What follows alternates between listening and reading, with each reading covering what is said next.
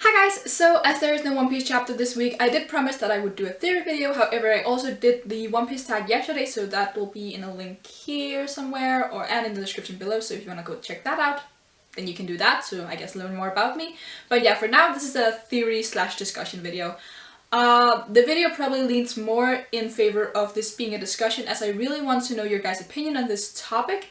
And I want to further the discussion in the comments below. So yeah. Please let me know your thoughts when I'm done talking eventually. But as you might have guessed from the title of this video, the topic for today that I have chosen is the theme of Sanji and women. We know that for Sanji, chivalry is a big part of his character. He's very kind and thoughtful and polite when it comes to women. But the way that he views women is also different from how another character in the Straw Hat crew, namely Brook, who is also a so-called gentleman, how he treats women.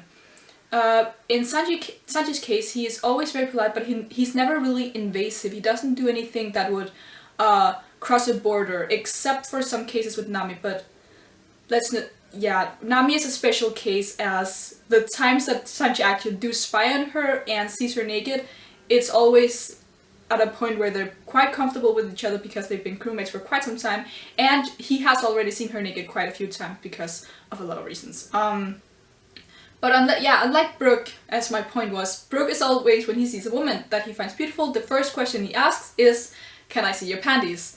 Sanji doesn't do things like that. He's just very kind, he treats them well, he gives them snacks, he gives them drinks. That's usually like his edge on things, giving them things to enjoy because he's a good chef. And yeah, he's in general just very polite. While he also does fangirl a lot over women, it's always at a distance or something that's not too invasive. Like, they always have the option of just turning around and leaving him. So as a Sanji fangirl, of course, I find this trait of his very sweet, and he is husband material. I think every Sanji fangirl will say that. However, in his occupation as a pirate, being unable to fight half the people in the world because of their gender is an extremely bad weakness to have. An obvious example of how his chivalry is a big weakness for Sanji is his fight against Khalifa, where he ended up finding her when they were all looking for CP9 members, looking for the keys to Robin's handcuffs, and he ended up coming upon Khalifa. And as he was unable to fight her, not only did she hit him with her devil fruit power, which made him unable to move because he was all slippery, but he was on the brink of getting killed. Had Nami not been there, he would probably have died. There are also other instances where the chivalry has been a weakness for him, maybe not as directly as we see it with Khalifa, but a good example is when he first meets Viola, where she actually seduces him because she wants to take advantage of him. He was just lucky that Viola was actually a double agent. Mr. 2 back in Alabasta also took advantage of Sanji's weakness to women because he turned into Nami, which made Sanji unable to fight him. We all know that had Bon Clay transformed into any of the other Straw Hats, Sanji would probably still have beaten him. Like, he did beat him, but Bon Clay turning into Nami was a huge problem for him. So yeah, it is definitely a weakness that Sanji shouldn't have, especially as one of the top 3 fighters of the Straw Hats. I want to go back to Khalifa though, because I think that her character was very, very interesting when it came to her and Sanji fighting. And the reason that I think this is because he was obviously from the get-go, they were not gonna fight because Sanji cannot fight women, yet Oda still made it a point to make her kind of this perfect match for him. When we see her fighting abilities, she mainly used kicks. She had a whip, but she never really used the whip. And then she had her devil fruit ability, which was kind of new, so that wasn't part of like her main assets. And she had the standard CP9 or just CP techniques in general, the Rokushiki or whatever they are called. And that's really interesting because as she uses kicks, so does Sanji. Sanji has steadily over the time since Annie's lobby, he has been learning the Rokushiki CP9 techniques. And of course he won't get a devil fruit, but you can kind of argue that his fire is like very special. which again is like a foil to Khalifa because her devil fruit power was weirdly enough based around water and soap and stuff like that, and he is fire. So their match would have been super interesting, but again she had the huge advantage of being a woman. Other than that though, she was also a really smart character. We even know from the drawings that Oda did of her as a child that she was very bookish, and that's again good parallel to Sanji, who is a very smart character. We all know this. I'm not gonna go too into that. But yeah, there were a lot of interesting parallels between Sanji and Khalifa that would have made for a super interesting fight had Sanji been able to fight her. But as we know, he was saved by Nami, who then came and finished the fight for him. This will be important later, so keep that in mind. So I'm gonna talk about the origins of Sanji's chivalry, because the main theory that has been going around for forever basically is that Sanji's chivalry comes from the fact that when he was younger he had a mother who he probably loved very dearly, and she was abused and or killed by a man or his father, which is why he now cherishes women the way that he does. However, now that we are actually beginning to learn more about Sanji's background, I think that this theory, which by this point is now very old, so I can't really hold it against the people who thought of this theory initially, but the hole in this theory is Reiju. Let's say for the sake of the argument that Sanji's mother was very kind and she was abused and she was eventually killed by his father or some man or whatever. Due to men, she was unhappy and now possibly dead. Even if this is the case, we still have Sanji's relations to his siblings, and we know how much his siblings have influenced him. We see this very greatly in the very recent chapter where he's literally shivering with fear when Ichiji and Niji arrive at Germa Kingdom. Yonji not so much, but he has this very strained relationship with Reiju, which will probably become really important later. But the main thing that I want you to take away from this is that his siblings are just as big of a part of him as his parents probably were. And while there was a possibility for his mother being abused, Sanji was himself abused by Reiju. We did see in his mini flashback that we have that it was only his brothers in this one instance that bullied him, and since it was a mini flashback that was kind of supposed to showcase how Sanji's childhood was like, it was probably always this kind of thing that happened. So his brothers would gang up on him and bully him whenever he was doing things they didn't approve of, such as cook or just not being strong enough. What is interesting is that we also see that when Sanji's getting bullied, both his father and Reiju, they walk past, Reiju laughs at everything that's happening, and his father just dismisses him and says that he is a disgrace to the family name. So why would Sanji cherish women when his own older sister would ignore him whenever his brothers were bullying him? Like, just standing by on the sidelines is just as bad as being the one who bullies, because Sanji would feel neglected by Reiju. So it would make no sense for his chivalry to come from his mother, no matter how she was as a person, because he knew Reiju. She was a huge factor of it too. And if we then have this case of one was abused and one was a abuser, he would just have a really good grip on the fact that women are just as diverse as men are. So there has to be another reason for Sanji to view women in such a way that he does. So now that I've argued for the fact that his mother might not be the reason for chivalry, what could then be the reason? Obviously it comes from his background as a Vinsmoke, so it has to have been before he arrived or boarded the Orbit, which was the ship that he and Seth was on when the storm was there and they ended up on the rocky island, if you didn't know that.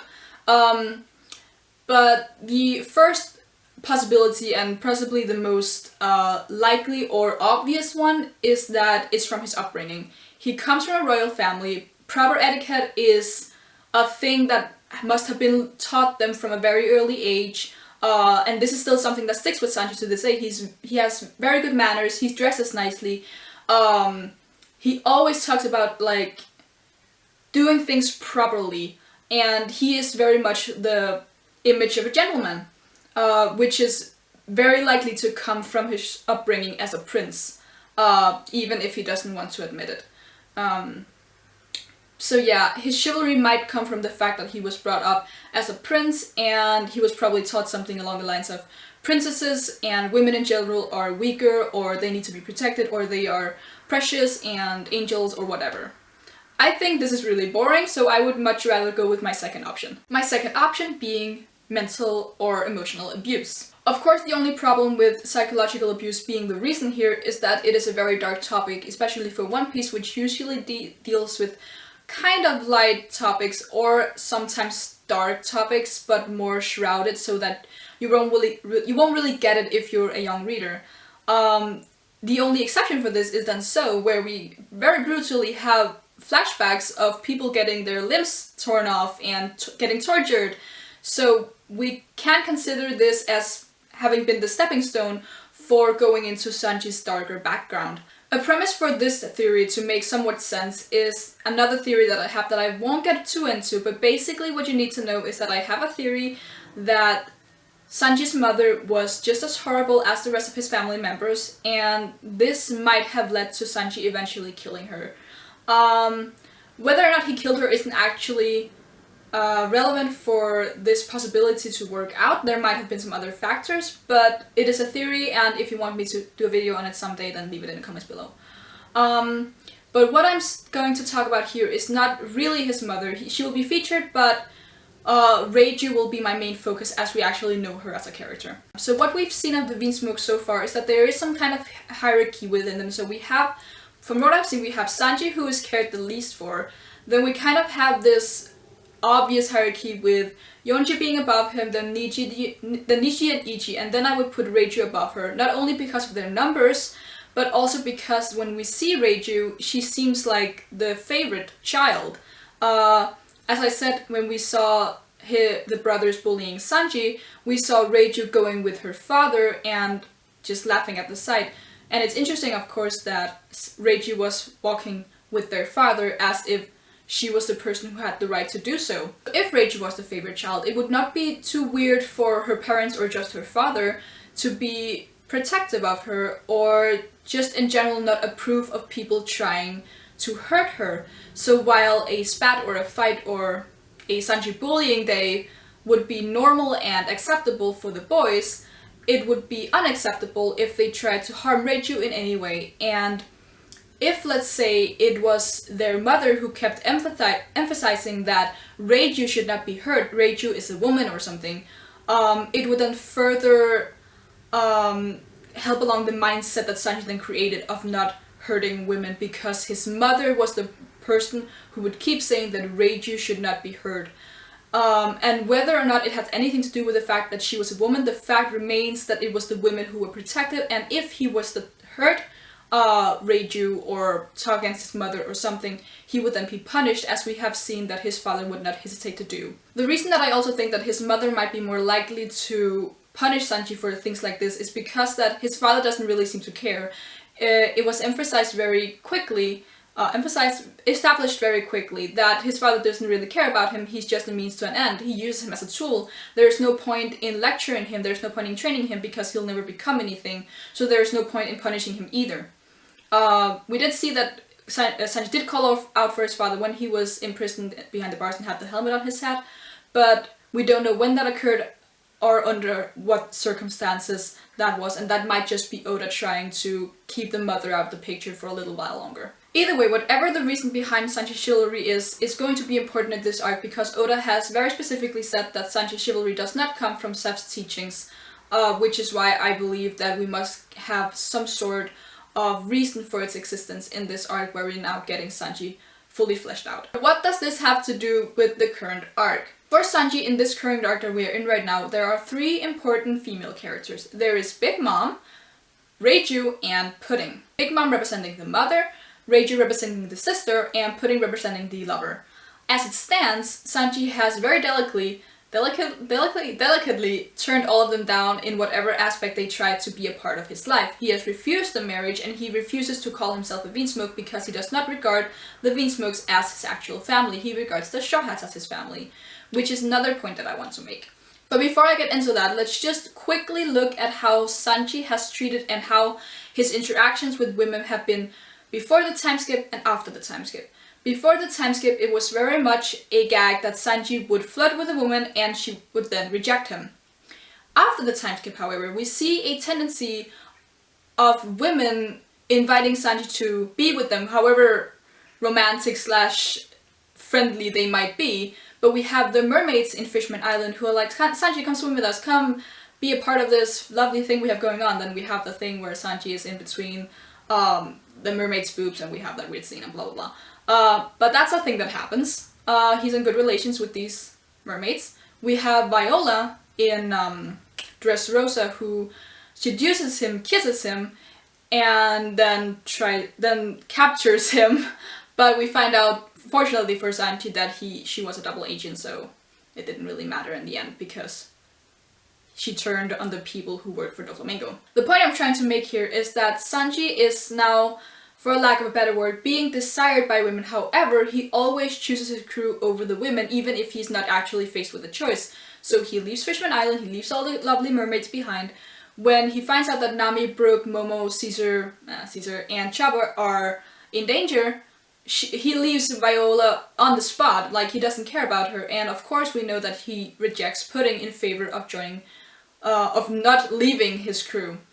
So there is, again, a recurring theme of Sanji loving his crew more than he loves women, which of course is very important, as both for his character and as a Straw Hat in general. The interesting thing here is that Oda is just really playing with Sanji's heart. Like, Pudding is the perfect girl for Sanji. She's beautiful, she's nice, presumably, she is a chef who owns a cafe, she makes good food according to Luffy and Chopper because they ate her cafe, like they literally ate her cafe. She seems to be timid, yet still a bit feisty. And she's just in general like the perfect match for Sanji. She's even a pirate, even though that probably wasn't her choice, but she is a pirate. So it's very interesting how Sanji flat out rejected her, and he doesn't even want to refer to her by name. I've said this in my reviews that I think that it's very interesting how Sanji doesn't even refer to her as Pudding, but just refer to her as that girl, as if he's trying to distance himself from her, or that he just really doesn't like her. We still don't know about that because we don't know where Pudding actually stands. But now that we've gotten that out of the way, let's go back to Sanji and the main female characters of this arc. So we have Big Mom, who I obviously said represents the mother. She is the Big Mom. And the thing that's really different from Sanji and her is obviously the reason that also just in general is different between the Straw Hats and the Big Mom Pirates. It's how they view family, because these crews are both centered around the theme of family. However, in Big Mom's case they are all blood related, and in the Straw Hats case none of them are blood related. And that's something that we've seen that both Luffy and most likely also Sanji, because of his history with his family, they're not going to see eye to eye with Big Mom, because as Luffy said, when you spend a lot of time with a person who is a good person, I guess, you will come to care for them. Yet Big Mom is like, if you're not blood related, then I don't give a crap about you. And this is again where I begin to think that Sanji's mother might not have been all that sweet, because I wouldn't put it past Oda to make these parallels between Big Mom and Mama Vinsmoke.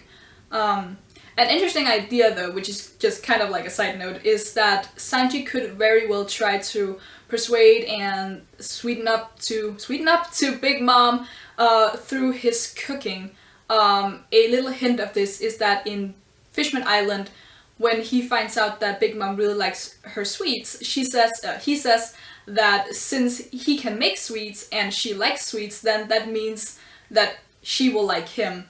So I think that's super interesting, but that's kind of like a side note. So that's the mother who Sanji is definitely not gonna approve of, especially like putting all her opinions aside and the way that they clash. She is forcing him to marry one of her daughters, and he is very much against that. But now let's go to Pudding. So I have already talked about how Pudding is basically the perfect bride for Sanji. But here's the thing though. Why make an effort to make Pudding this likable, this perfect for Sanji, if she is just if he's just gonna end up rejecting her as soon as they meet. Like, what's the point? She could have been an ugly, loath-worthy bitch, and it wouldn't have changed anything because in the end, he would have rejected her. There's nothing else to it, and the Shorehats could have met another person in the town. It didn't necessarily have to be Pudding. It could just have been a nice person or something. Like, there were possibilities with this. So, why is she nice? There are two possibilities. I said possibility 2 times in a very short time, but the first option is that Pudding isn't actually nice, that she is playing nice, that she's acting, and everything she's doing is just part of something else. A grander plan, if you will. I won't talk too much about this. I have a Tumblr post that I put up a few months ago. Link here in the description. But the other option is that she's just nice. She's just a nice person. But then again, what's the point of her just being nice? There's no edge to her. There's no twist. If she's a nice person, her obvious reason for being there would be to help the Straw Hats. But then again, she has already failed in helping the Straw Hats. She led them to the Seducing Woods, where Luffy was almost defeated by Cracker. Well done, Pudding. Before I'm gonna talk about how Pudding may end up being a help to Sanji, let me just go back to what I promised that I would talk about, and that is Sanji's fight with Khalifa that never came to happen because he can't fight women and Nami had to go save him. So what do you guys think that Nami's role is in this arc?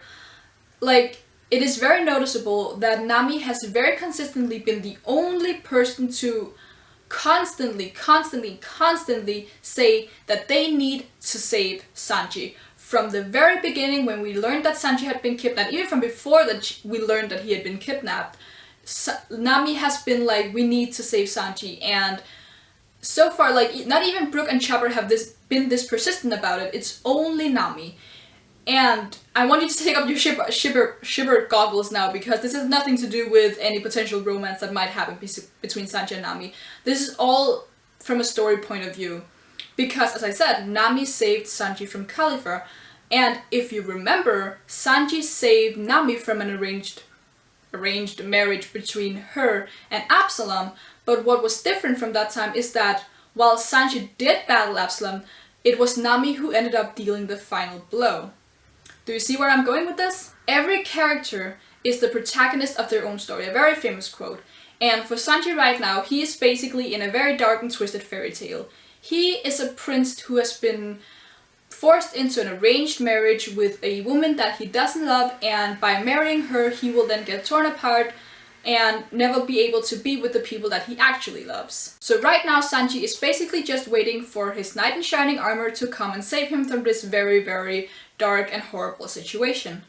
But the thing here is, if we need to go with the theme of Sanji being saved by Nami, then Nami being saved kind of by Sanji, then we need the third step, which is Sanji saving himself, which also makes for good character development, because what is the point of Nami coming to save Sanji again when she already came and saved him in Impel Down? That would mean that Sanji has gotten no character development from all the way back in Annie's lobby. Of course, that's not actually true, but you know what I mean, right? So the first step for Sanji to be able to do here is that he needs to be able to act differently around women. And this is where I think Pudding's character might come into play.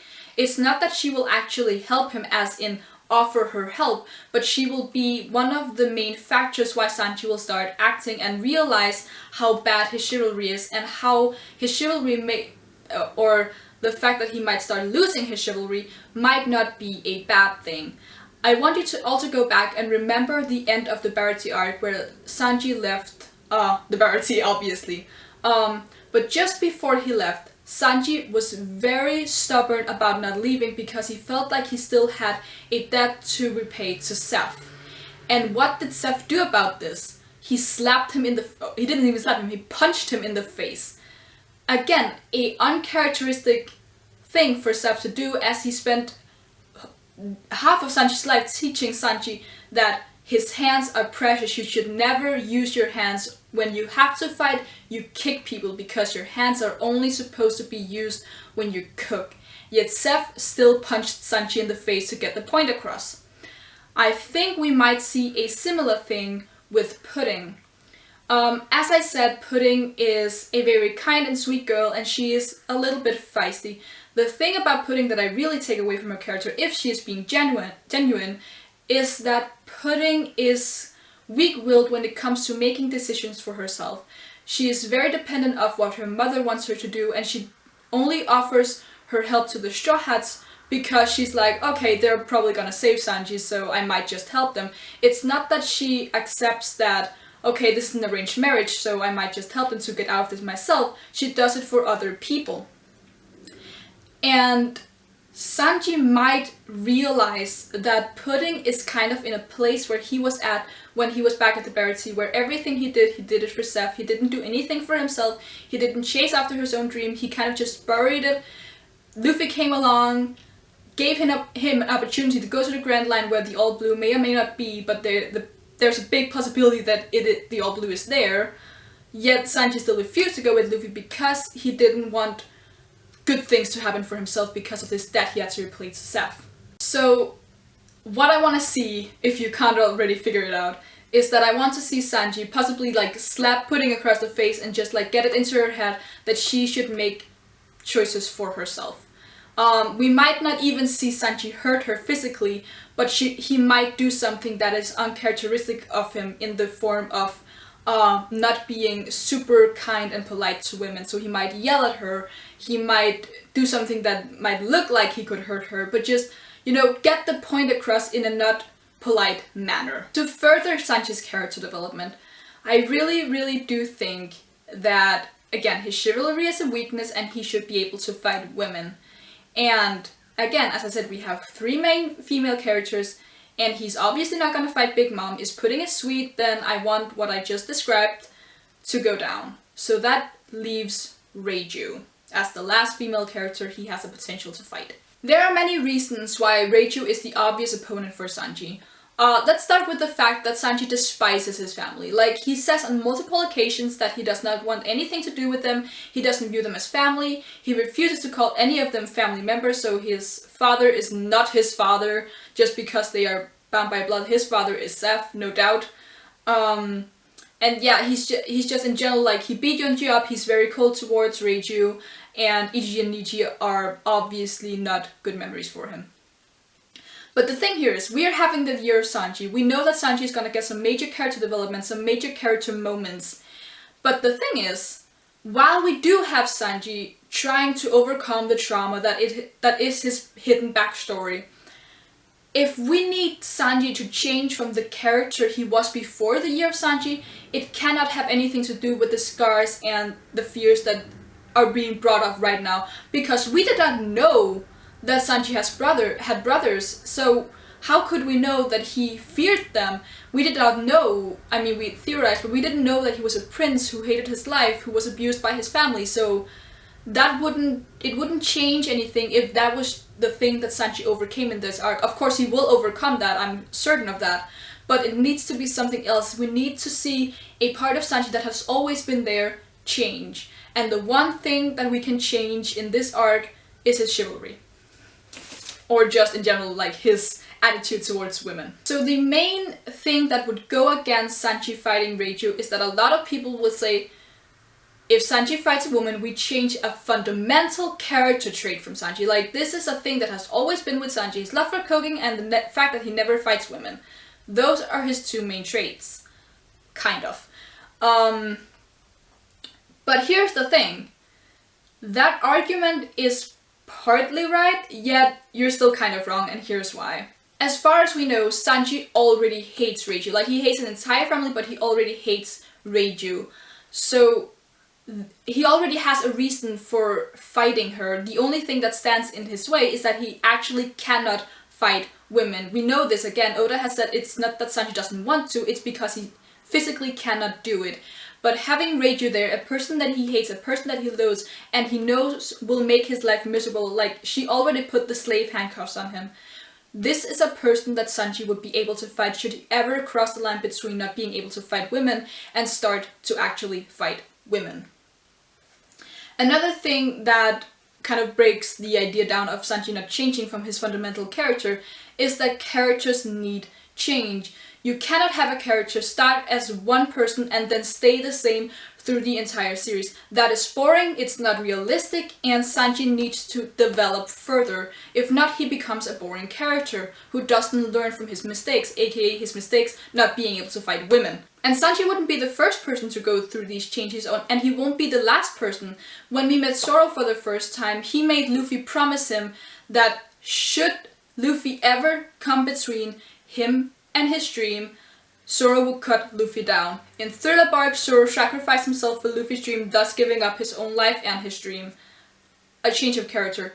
Usopp's dream is to become a brave warrior of the sea. One of Usopp's fundamental character trait is that he is a coward. For him to achieve his dream, he needs to let go of that fundamental character trait.